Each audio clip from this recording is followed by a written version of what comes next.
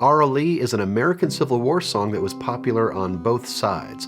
If the melody sounds familiar, that's because Ken Darby put new lyrics to it, and in 1956, Elvis Presley recorded it as Love Me Tender. I'll assume you can follow the tab or the standard notation from the beginning of the video well enough that you can learn the notes on your own.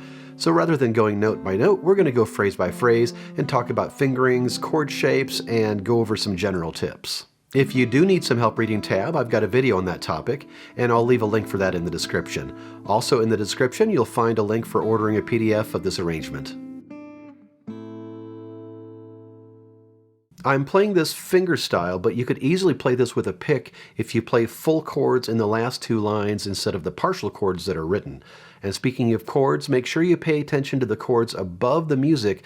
That's going to help you find good fingerings. We start off with a C major chord, but we're only playing 3 strings of that C major chord because the melody note starts on the 3rd string.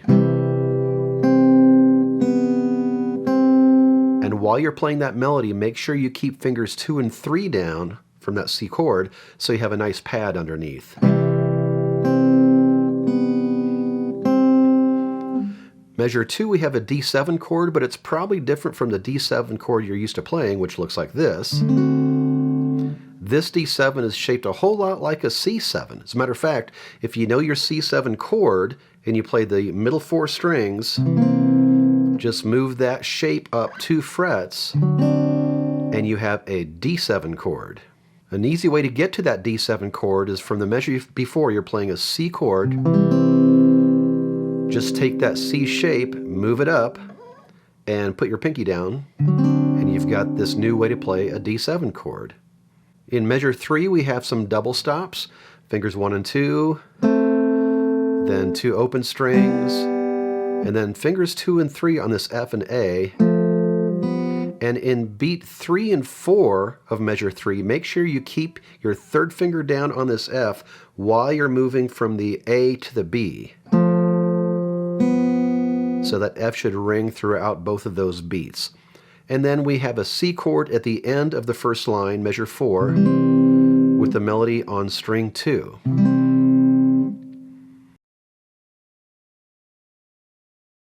Measure 5 through 8 is the same as measures 1 through 4. So we're holding down a C chord while we play the melody.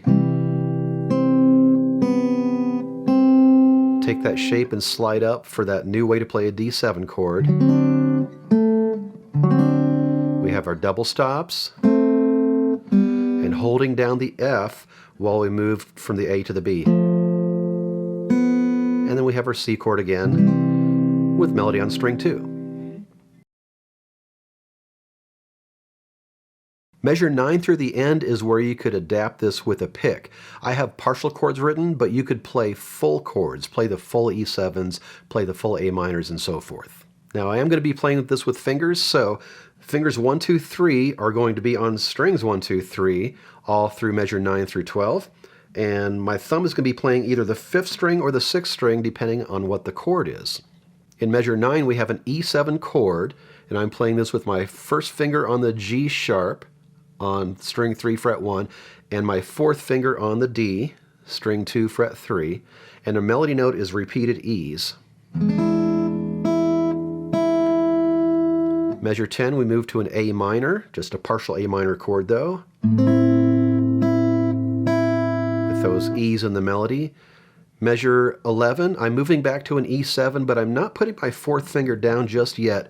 I'm going to put my 4th finger down on the 2nd beat when it occurs in the melody.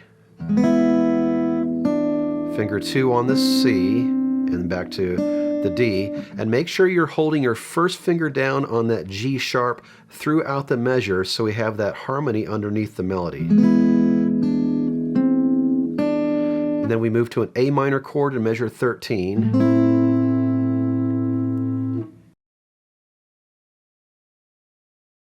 In measure 13, we have an A7 chord. Move your 2nd finger to the C sharp.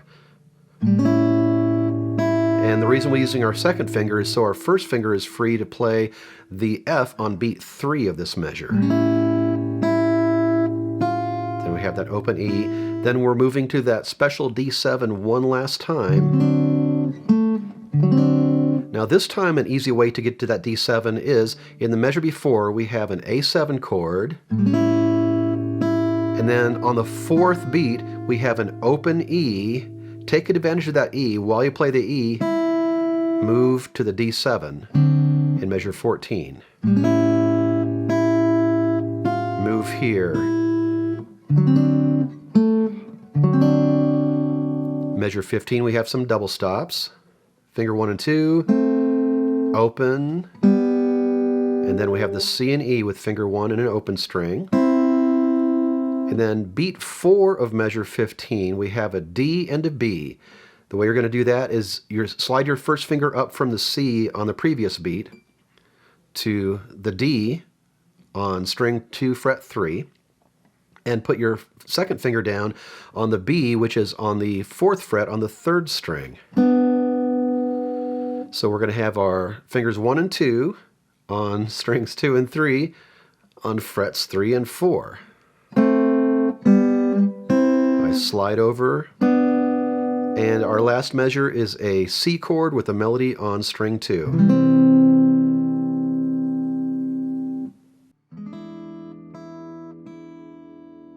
And that was Aura Lee for solo guitar, or you could call it Love Me Tender if you like. Have fun with this, and don't forget to check the description to see where you can order the PDF.